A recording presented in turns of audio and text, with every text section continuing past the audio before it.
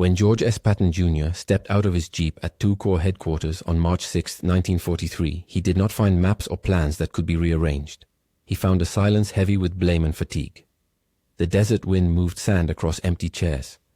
Men who should have been shouting orders were whispering apologies. The smell of oil and hot metal lingered where tanks had once stood ready. It was the quiet of an army that had just been surprised into doubt. Only weeks earlier, in mid-February, that doubt had hardened into defeat. Between February 14th and the end of the month, a series of engagements at Kasserine Pass exposed what many officers had feared: inexperienced troops, confused command relationships, unreliable artillery coordination, and a headquarters distance from the front line. Units that had been pushed into the pass by German armored forces found themselves isolated. Communications broke down, senior commanders were criticized as too remote and too slow to adjust. Allied morale sagged. Enemy propaganda fed on the story. What had been a local failure threatened to become a crisis of confidence across the American line in North Africa. Eisenhower, wanting a fast, visible remedy, sent Patton. The choice was deliberate: a commander known for toughness, for visible standards and immediate results. Patton did not promise charm. He promised order. He also knew that order, in this moment, had to be translated into something soldiers could feel, something that would restore confidence faster than another memo. If this story matters to you, subscribe now and follow the timeline documents we've linked for deeper sources. Day 1, March 6th. Arrival, presence, and shock measures. Patton arrived with the simple tools he trusted: a helmet worn where others had not thought to wear one, a crisp uniform, and orders that would be seen as much as heard. His first acts were designed to change what soldiers saw every day. Helmets had to be worn at all times in forward areas.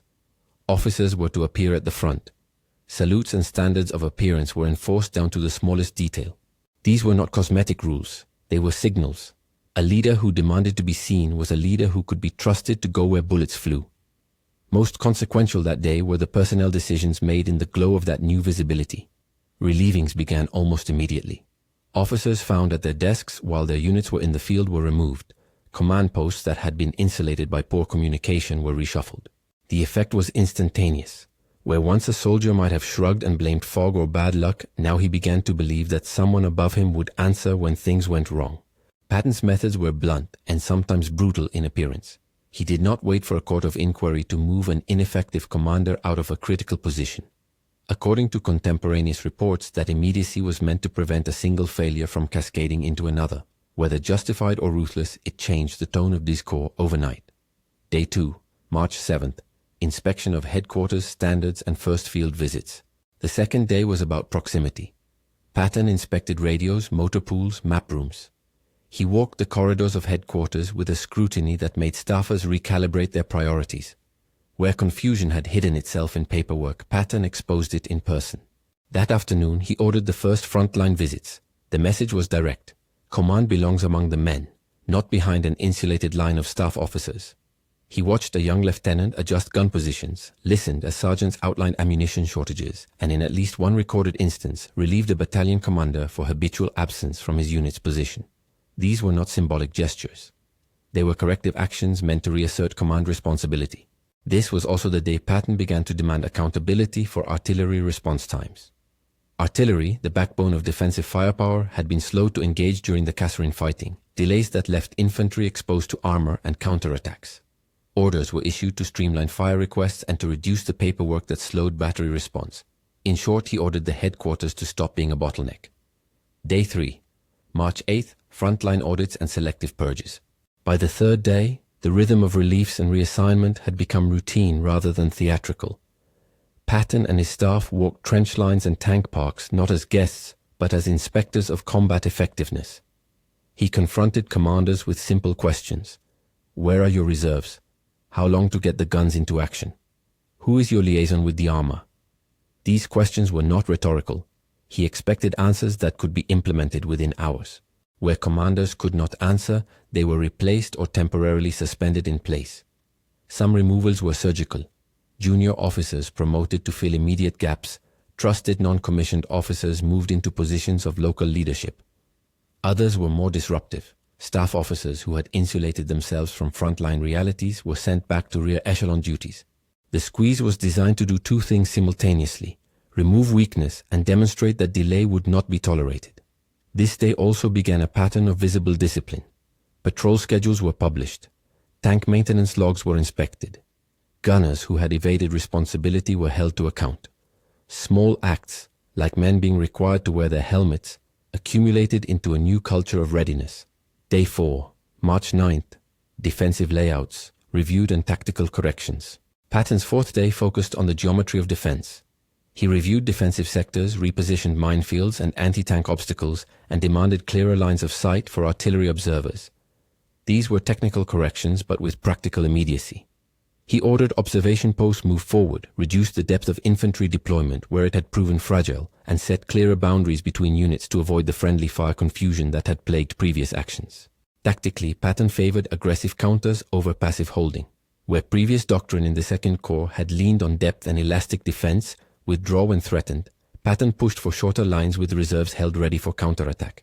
The logic was psychological as much as strategic. Soldiers who see their leaders commit to countering the enemy, and who practice counterattacks in peacetime, are less likely to be overwhelmed when the real thing comes. Day 5, March 10th, begin tactical training, armor and infantry. Together. On the 5th day, training became the currency of change. Patton ordered joint drills, tanks moving in support of infantry riding on armor to keep pace, and artillery rehearsing rapid-fire missions timed to the maneuver units. The aim was to build muscle memory in combined arms operations, coordination among armor, infantry and artillery so smooth that it could survive the chaos of battle. Combined arms in plain terms means fighting with all your tools working as one. Tanks to punch holes, infantry to secure and clear, and artillery to suppress or destroy enemy concentrations. Patton insisted this was not doctrine for doctrine's sake. It was a practical solution to the failures at Kasserine where, too often, armor advanced without infantry support or artillery arrived too late. The drills were harsh. Tank crews practiced close support maneuvers under simulated fire. Infantry squads practiced breaking into armor columns and then clearing enemy-held positions. Artillery batteries timed fire-for-effect missions to prearranged movement plans. The objective was to reduce the moment of hesitation. No last-minute calls, no waiting for permission while men died. Day 6, March 11th. Staff reorganization and the rise of new deputies. Reforming tactics required a staff capable of implementing them. Day 6 saw organizational changes intended to speed decisions. Patton reorganized liaison sections. Men whose job was to talk between tanks and infantry, between the forward observer and the battery commander. Shorter chains of command meant fewer opportunities for confusion. According to contemporaneous accounts, Omar Bradley was installed in a key deputy role within 2 Corps at this time, given responsibility for translating Patton's directives into executable orders across subordinate formations. Whether called deputy or coordinator in specific documents, Bradley's practical effect was to act as a bridge between Patton's aggressive directives and the units that had to carry them out. His presence provided continuity and an experienced tempering influence among officers unaccustomed to Patton's pace. Day 7, March 12th. Aggressive patrolling and small unit successes. By the 7th day, change had begun to show in the field. Patrols that had once moved cautiously now pushed out with boldness calibrated to their strength. Reconnaissance-enforced missions probed enemy positions, tested response times, and crucially restored initiative to American units. Small unit leadership, the sergeants and junior lieutenants, were empowered to make on-the-spot tactical calls. That trust accelerated decision-making and brought back a sense of agency.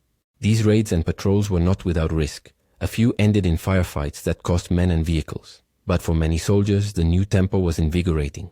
Confidence began to return because results, however small, were visible. Enemy positions were probed and found out. Where once American units had been surprised, now they forced the enemy to reveal its disposition. Day 8, March 13th. Morale shift and Allied observers take note. The 8th day marked a turning point in perception. Soldiers reported higher spirits. Letters home, according to contemporaneous accounts, suddenly contained less resignation and more resolve. British observers who had been critical after Kasserine began to record the changes in dispatches.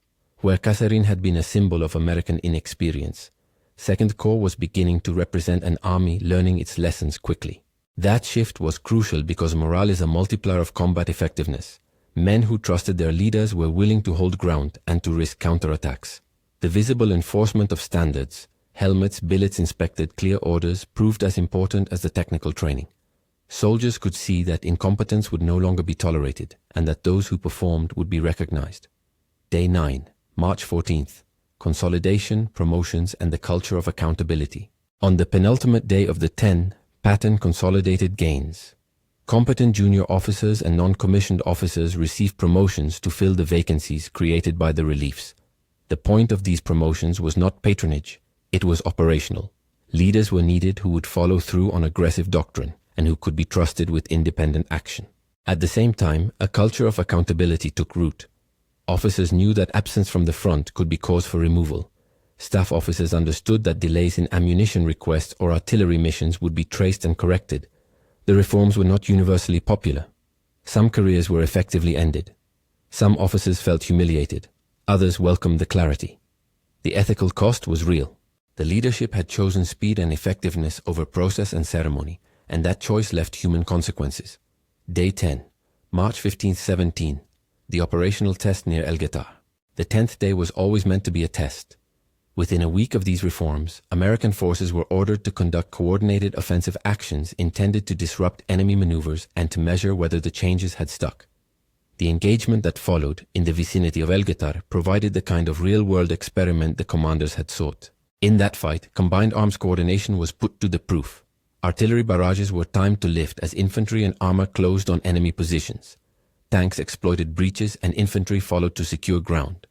According to after-action reports and contemporaneous dispatches, German counterattacks, sharper and better organized than expected, were met with converging fires and aggressive maneuver. The result was not a sweeping breakthrough that ended the campaign, but it was a clear operational validation. A demoralized corps that had been routed weeks earlier now repelled a major armored assault and captured ground in the process. It is important to be cautious about overstatement. Contemporaneous reports describe the engagement as a turning point in morale and tactics rather than a single decisive victory that ended Axis capability in Tunisia. The engagement around El Guetar showed that the reforms could work under fire. It did not erase the cost in lives or the debate about methods, the costs and the controversies. Patton's 10 days achieved what they set out to do. They imposed discipline, accelerated tactical competence, and restored offensive spirit. But the methods left scars. Officers relieved without court proceedings felt the sting of public disgrace. Men whose careers were truncated did not always receive second chances. Critics charged that Patton's approach prioritized appearance and immediate results over institutional reform that required slower processes. Defenders argued that speed was the only ethical choice in a campaign where indecision cost lives. On the human level, the purge that accompanied reformation had immediate costs. Old reputations were tarnished. Some experienced officers who might have adapted over time were instead removed from positions where their knowledge could have been preserved in other forms. The tension between accountability and institutional mercy is one of the central ethical questions of this episode. Short-term aftermath and longer legacy. Operationally, II Corps emerged a more disciplined, aggressive formation. In subsequent operations in Tunisia, units that had been humbled at Kasserine fought with greater cohesion and a clearer tactical doctrine. Patton himself did not remain with II Corps indefinitely. In April, he was reassigned to other commands as Allied planning entered a new phase. Omar Bradley's role in stabilizing the Corps had long-term significance. Officers who had worked with Bradley took forward the standards of coordination and accountability he helped enforce. The legacy is mixed. On one hand, the episode is a case study in how decisive leadership and a focus on combined arms tactics can reverse a local defeat. On the other hand, it is a cautionary tale about the human costs of rapid enforced reform. The basic lesson, leadership must be visible, decisive, and technically competent, remains. But so does the memory that policies implemented in haste can destroy careers and cause personal suffering, even as they save lives in the aggregate. Why the 10-day frame matters. Why insist on a 10-day arc? Because transformation in a military context is not a moment, but a sequence. The first day changes the symbols and expectations. The next days test them with inspections and immediate corrections. Training, organizational change, and morale shifts each have their own timetable. By counting the 10 crucial days from March 6 to mid-March, the record emphasizes that leadership under pressure requires both immediate action and patient consolidation, an urgency to stabilize the line, and a measured attention to the human systems that must carry the burden of combat thereafter. What was proven, and what remained unresolved. The reforms proved that American troops, given clearer leadership and better coordinated tactics, could stand and then go on the offense against seasoned German formations in North Africa. They proved that artillery and armor, when synchronized, could blunt or destroy armored assaults that had earlier routed inexperienced units. But much remained unresolved. The broader institutional issues of training and officer development, the conditions that led to the Kasserine collapse in the first place, and the political and personal costs for those removed from command. Patton's methods were not a recipe for universal praise. They were a form of command calibrated to crisis. When the pressure was highest, he selected immediacy over deliberation, visibility over process, and aggressive maneuver over passive defense. The two corps that emerged was harder, faster, and more willing to fight. The men who lived through those 10 days rarely forgot them, not only because they changed how they fought, but because they changed what it meant to be led. Closing reflection. What these 10 days reveal is not just a lesson in tactics, but a study in leadership psychology. Defeat was less a problem of material than of confidence and command. Patton's arrival addressed those problems by making leadership conspicuously accountable and by accelerating tactical learning. The result was a corps that within weeks fought with a different temperament. Yet any judgment of that period must balance effectiveness with empathy.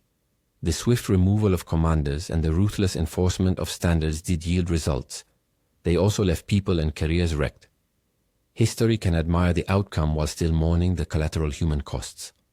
If you want the annotated timeline and source documents for every day in this 10-day arc, watch the follow-up where we unpack the orders, staff rosters, and after-action reports that shape these decisions.